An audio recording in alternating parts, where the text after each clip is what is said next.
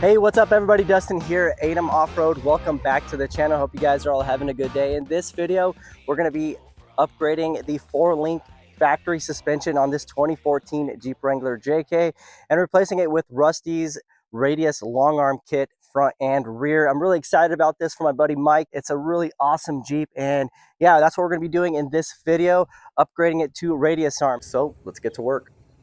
Now, Mike's two-door Jeep is pretty well put together. Under this beast are Curry's fully built JK44 front and 60 rear solid axles, fully locked with selectable E-lockers, and should nicely complement the Rusty's link arm upgrade. For the suspension, he's running Fox coilovers all around, anti-rock sway bars, adjustable track and drag links, so installing this kit should be pretty straightforward with some modifications and adjustments necessary. Now, Mike has already started the upgrade process by removing the factory crossmember and installing Rusty's heavy-duty front crossmember that ties in the front links to the frame. This will save us some work and time, but we'll have to revisit this crossmember later in the video to tie in additional support brackets and remove his metal cloak skid plates, which unfortunately are not compatible with this long arm kit. Now, in this kit, the link arms, flex joints, and bracketry all look to be of superior quality, heavy duty in material thickness, and the arms are made up of 2-inch DOM tubing. All the welds look good, no complaints there, and the powder coating finish on these parts are nicely done. The forged steel flex joints are greasable, and Rusty's claims that they provide enough flex to prevent binding during suspension articulation, as long as the suspension is set up properly. So with that being said, let's get to installing this kit. I'm going to start with the driver's side. We're going to crack this top bolt with an 18mm socket. And then we'll come in with a ratchet and remove this bolt. Remove the first bolt.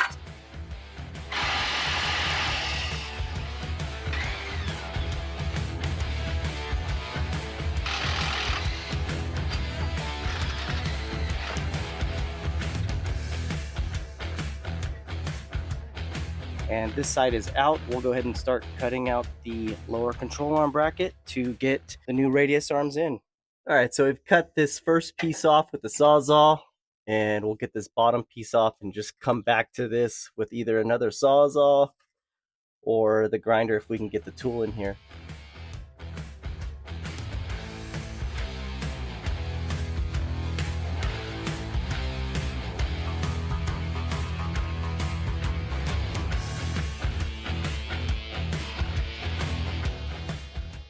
Moving along, we'll probably clean this up a little bit more, and then should be good for the clearance on this long arm. Now, this Sawzall here made easy work of cutting out that lower bracket. The hacksaw by Milwaukee, that was pretty nice. Now, one thing to pay attention when you're setting up these arms is the overall length and how much adjustment you have for pinion and caster. Now, the rule of thumb on these is you do not want too much thread sticking out. That's why they give you a max length. In our case, it's going to be 38 inches, and the shortest is going to be around 37 and 7/8 for around a 3-inch lift, and 38 for about a 6-inch lift. Other than that, we have the arms all set up for installation. We're going to go ahead and bolt up this arm into the Jeep. Then once this arm is bolted up, we'll get over to the other side, take out those arms, cut out the bracket, and then get the other side bolted in, and then we'll set up pinion and caster. Now, when we took off this arm, the axle moved forward. So I've got this ratchet strap here connected to the bracket on the axle, and then right here on the frame, and I'm going to pull the axle back, lower control arm installed. Now we have this bracket here that we have to add to tie in the cross member to the frame. Go ahead and pull this back and get all this lined up, and then get our bolt through. What these are stiffeners for this, so all the force on this, it doesn't rip out the crossmember race, yeah. And then the other one goes right here. Nice. Anything extra is good in my opinion. Yep. Especially when you have something like this tied into factory mounts. But yeah, all right. So let's move on to that upper arm. You can see I've got some support jacks here, 2 bottle jacks with the bottle buddies supporting the lower arms. That way you can get everything lined up smoothly and safely. We had to remove that upper arm because the pinion needed to rotate down to put that upper arm bolt through. I'm going to lower this jack here until that pinion rotates downward, and then we can put the through bolt in that upper arm. All right, so we just got the second one out. We're getting ready to put in the other lower control arm on the driver's side, but first we need to cut out that bracket.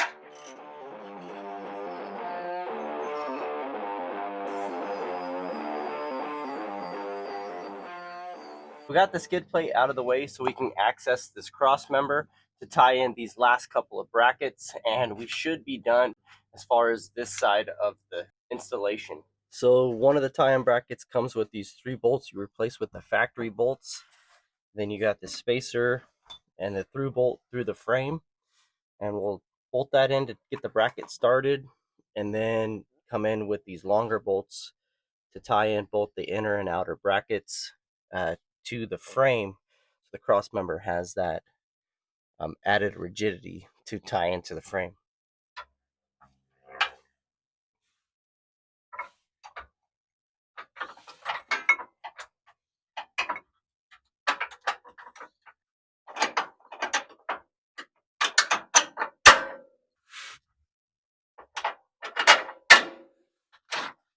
Good dog.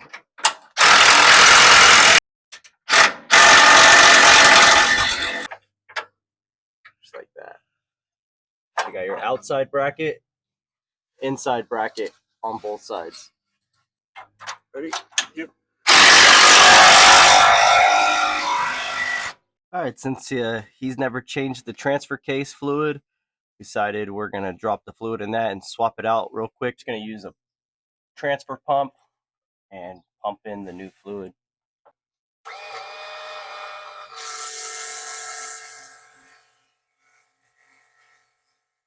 All right, get this wiped up and get the skids back on. Anytime you do a suspension link change, anything to do with the front end suspension, you're always going to have to come back through the suspension and just double check that the axle is center to the frame. And then, of course, you're going to want to drive the vehicle and make sure the wheel is straight as the vehicle is tracking down the road. So I'm going to walk you through a few steps on getting that all checked out. And then the last thing we'll do is we'll check pinion angles, because we did have to change the lower lengths and the upper lengths to adjust to find a sweet spot for pinion and caster adjustments, which we have already done that, but we'll double check that as well, and I'll walk you through that. So let's get back under the vehicle and make some adjustments and take some measurements.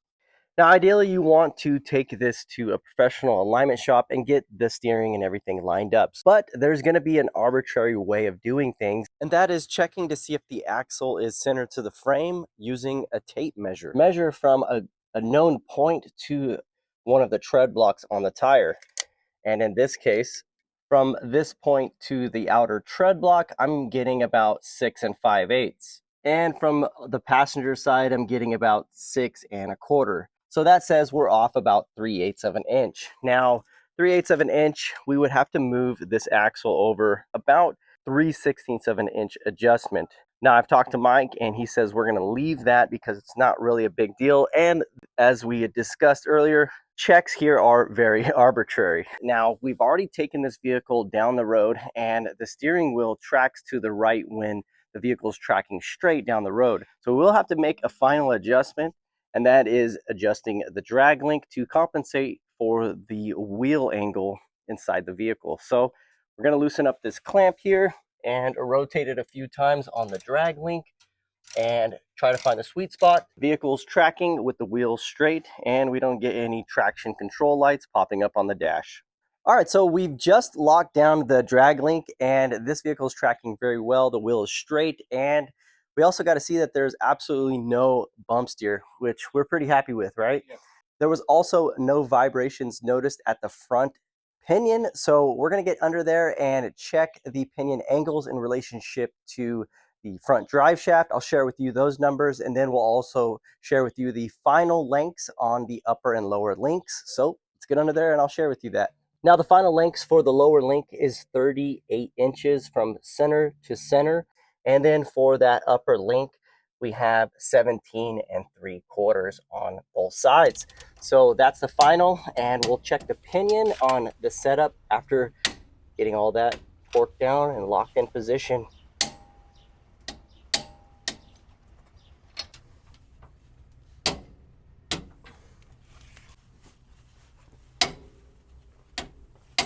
Now, once the links are all finalized in their lengths, we should have a final pinion angle in relationship to the front drive shaft. Now, there's a flat machine surface on this axle.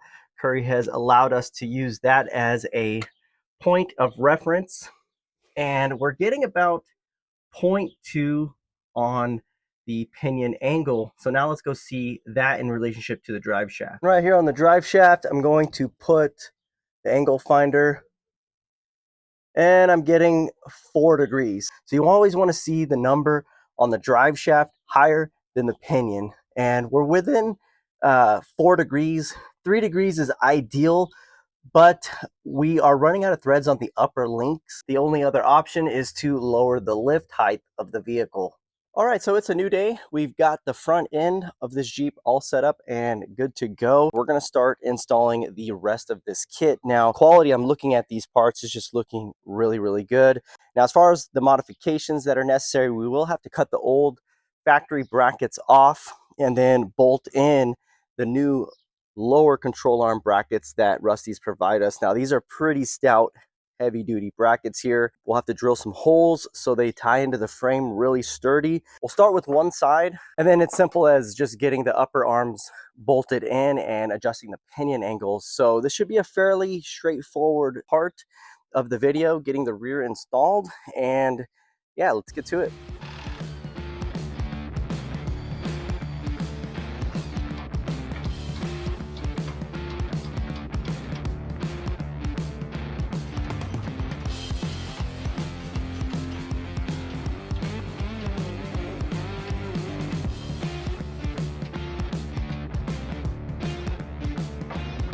Jeep's actually looking pretty safe here. Got a stand here under the frame, stand here under the frame. I'm had to droop this side of the axle all the way just to get the pressure off of the coil over here, because it was kind of fighting us removing these upper and lower control arms. But yeah, we'll get this factory bracket cut off, get the new one installed, and start putting this back together.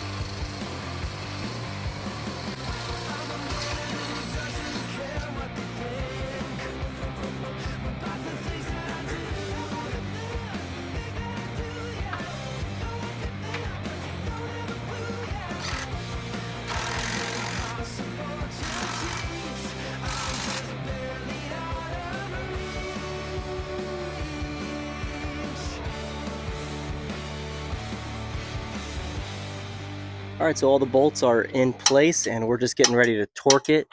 What are the top 3? 75 foot-pounds. For the 9/16 bolts, and for the bottom 3? Over 52 foot-pounds. 52 foot-pounds. All right. Good. Yep. There was one issue while installing the rear links. The flex joints wouldn't fit through the between frames of the brackets. So I had Mike hold up the arm while I tapped them in very lightly with a brass punch, and that seemed to do the job. Good. So he's got the ratchet strap gonna pull the axle back and we'll line up this hole. That bolt is already in on the axle side. Just working on the frame side, getting it lined up. Okay, stop right there.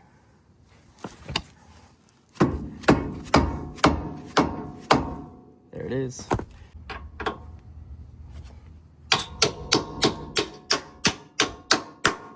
Got a couple nuts. This one is for the upper control arm mount on the frame. Go ahead and center that in. Leave that in the frame, and then this one is for the inside of the bracket.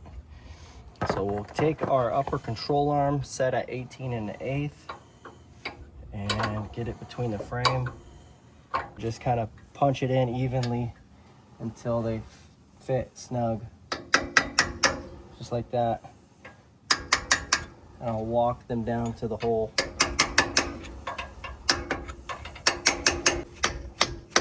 There we go. Here's my taper string hole.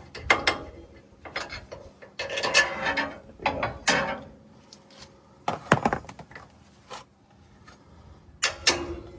Good. Back this one back out. And then we have the flag nut. All right, so we've got the rear axle jacked up to ride height. We don't need to put the wheel on. The torque spec on the upper and lower control arms, every bolt is going to be 85 foot-pounds. There you go.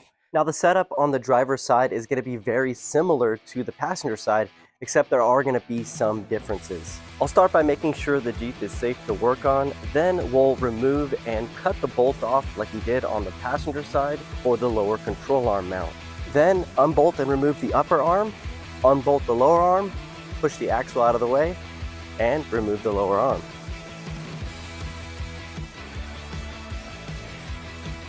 The Sawzall made easy work of cutting off this lower bracket. Pretty much cut it off in one go.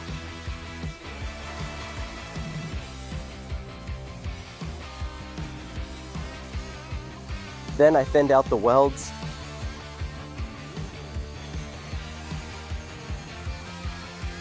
And hammered off the rest of the bracket.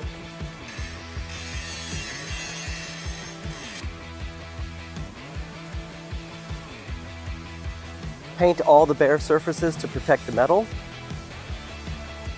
and then install our new lower control arm bracket.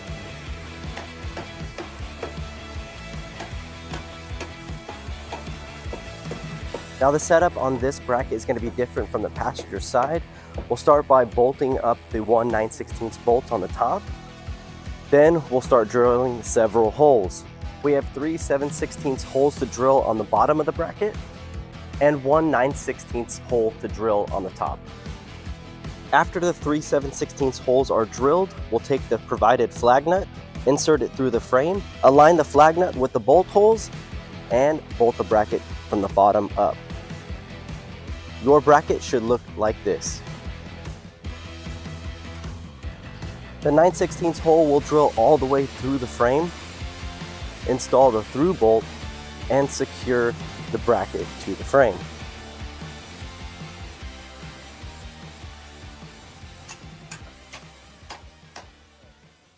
All right, so we've got the bottom bolts torqued to 52 foot-pounds, and we're working on getting the top torqued to 85.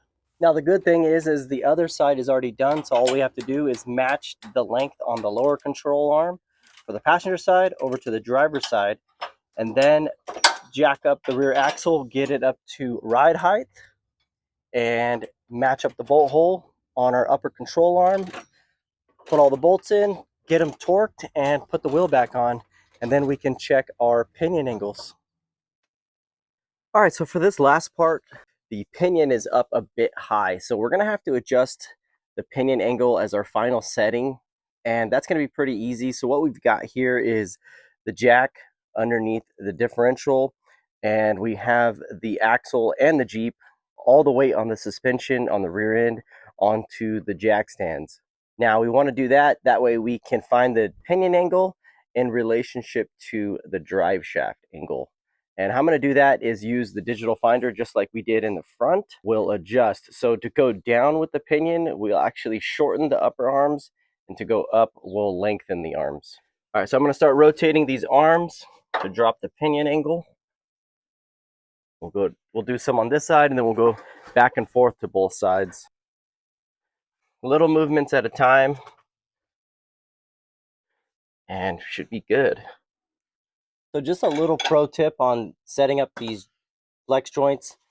You kind of want to overcompensate on the angle because they're twisted inside the housing. So when you go to tighten it up, overcompensate and then tighten up that jam nut. There's no torque setting on it. Just make sure it's hella tight. Both jam nuts with the housings rotated in one direction, and then once they're tight, you can just pull it back and you can see how you just straightened out both the joints. And we'll just go ahead and do that to all four, and everything's level right where we want it. We want to make sure this top arm is pointed in, the elbow in, for the clearance for the wheel. All right, we're back, and Mike and I are pretty happy with the final setup. I'll go ahead and share that with you. The upper arm, we ended up adjusting that and locking it down at 18 1/8 from center to center. And then on the lowers, both sides, the center to center on that is 29 5/8. And that got us pretty much at a perfect pinion angle of about 2 degrees. And I'll go under there and share with you 5.8 on the pinion angle.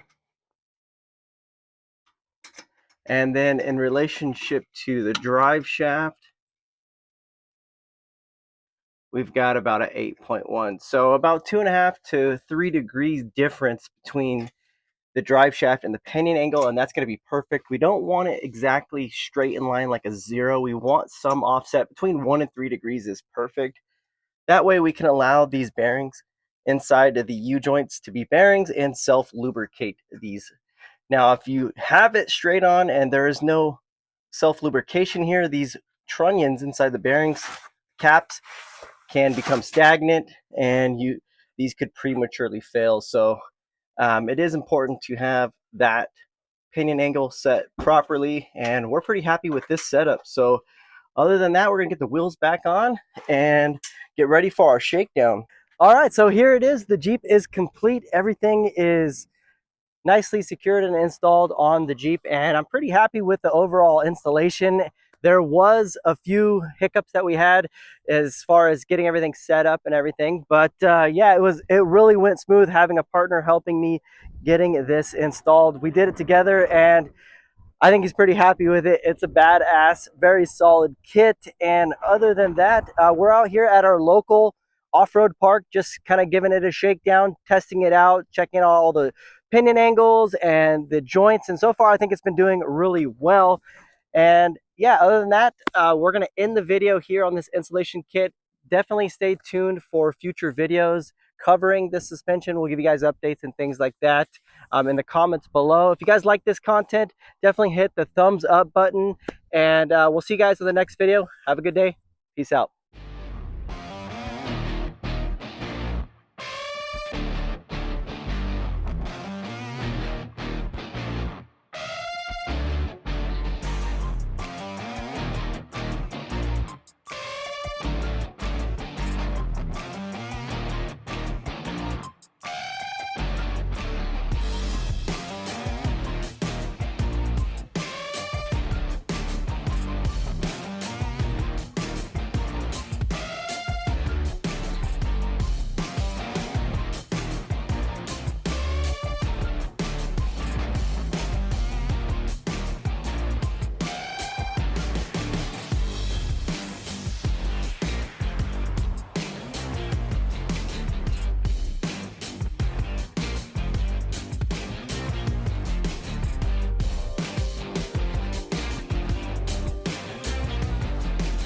Stay tuned. We'll be giving you guys a lot more updates on the suspension and some trips that we got planned. Really excited to see what the suspension can do. And yeah, can't wait to get to off-road. We'll see you guys on the next video. Thanks for watching, and peace out.